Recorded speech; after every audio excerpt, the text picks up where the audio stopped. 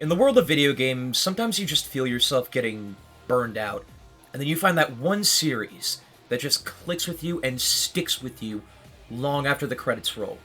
For me, that series was the Yakuza series, otherwise known as Ryuga Gotoko or Like a Dragon in Japan. With the release of the original game on the PlayStation 2 in 2005, Yakuza went from being not very well known in the West for a long period of time until around 2017, when thanks to the localized release of Yakuza 0, many more people were exposed to this wonderful series, whether it was from memes, the reviews, or general hearsay. This is how I got into the franchise to begin with, particularly when the series was released on Xbox, and even though I wasn't particularly interested in it at first, even after trying it multiple times, it went from being a series that I just considered okay to being one of my favorite game series of all time. For this retrospective, I'll be sort of tackling things a bit out of order, and I'll be talking about the games that I've played personally in their chronological point of time that they take place in the series, if that makes any sense. This obviously also means I won't be talking about games that I haven't played yet, which are the original PS2 releases, the PSP games, Kenzan, Ishin, and unfortunately, Dead Souls. I'll be talking about the 10 games in the series from Yakuza 0 to Yakuza 7 and both Judgment games, including any DLC chapters. Some of the games might get bunched into the same video, but for now I'm going to start with the one that I personally started with, Yakuza 0. So without further ado, let's take a trip to Kamurocho and explore the life of the Yakuza. いつまで脳が来たるてんだ。さっさとかかってこい。Alright, so before I go any further, I do feel like it's important to state that even though I did play these games in order, for the most part, I did kind of hop around a bit.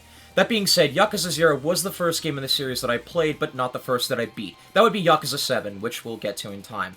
For now, let's start at the first Yakuza game in the main timeline and work our way up, shall we? Alright, so the story of Yakuza 0 takes place in December of 1988, where we follow two main protagonists, Kazuma Kiryu and Goro Majima. Both characters' paths eventually intersect, but start out individually with their own unique plot points. Kiryu's storyline follows him as he's framed for a murder he swears he didn't commit, and gets himself expelled from the Tojo clan's Dojima family, which leads to him being employed by a man who wants to claim the land Kiryu supposedly murdered the man in. Meanwhile, Majima's storyline follows him being forced to commit a murder in order for him to be fully introduced back into the Yakuza, after a botched hit which left his sworn brother incarcerated and his left eye gone. However, after he falls for his target, he must choose between the newfound love of his life and his role in the Yakuza. That's all I really want to say about the story, because if I say too much, I will ruin so much about it, because hands down, one of the best things about this game is the story. While the game's first impression is admittedly a little rough, especially to people who've never played a Yakuza game before, and don't worry, I was one of those people, once you push forward past the initial first hour or so of the game, it picks up to a significant degree and becomes a lot more interesting. And I know, I get it, telling people that the first hour of a game is shit only for it to get better is something that everyone hates, but once you hit Chapter 2 after an excellent first boss fight, you're greeted with such an interesting plot, with such likable characters, that I was genuinely surprised with how well the game introduced me to all of these story elements while also keeping me engaged with how brutally visceral and engaging the combat is. Yakuza 0 was the first game in the mainline Yakuza series to use an amazing concept which I believe was introduced in Ishin: styles. By pressing the D-pad in any direction, you can switch to any of the three different fighting styles, each with a different color scheme. Blue style is Brawler for Kiryu and Thug for Majima, which offer pretty good balance between speed and damage. Beast for Kiryu and Slugger for Majima are yellow, which balance out the slower attacks with insanely high damage, and Rush for Kiryu and Breaker for Majima are pink, which balance out the relatively low damage with the ability to chain together attacks and combos ridiculously fast. You also have access to one of the signature mechanics of this series in the form of heat actions, which are special moves you can pull off once you gather enough heat by attacking and taunting enemies. These things can range from something as simple as throwing people into a wall and punching them in the gut, to shoving a bat into their mouth and kneeing the other and smashing their goddamn teeth out.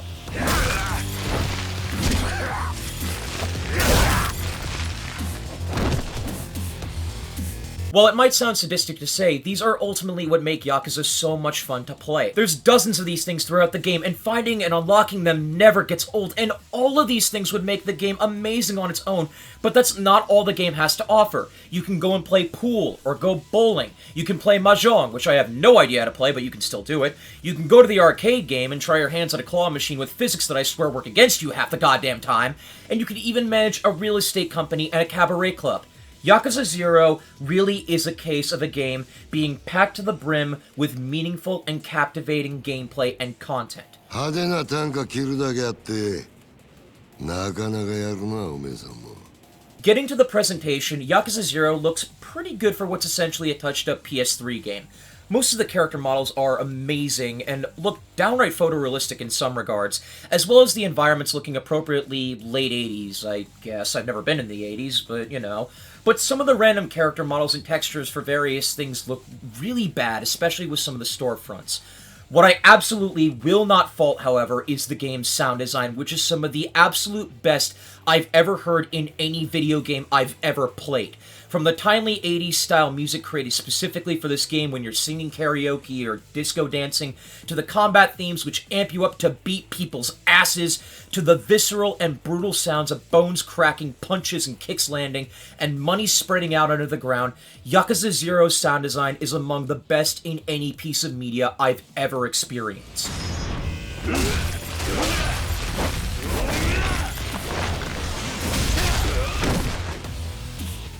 Now is usually when I talk about the negatives I have with Yakuza 0, but honestly, I don't have many. I will say that I'm not the biggest fan of having to grind the legend styles through the business minigames, but you can get buttloads of cash through doing that, so it sort of balances itself out.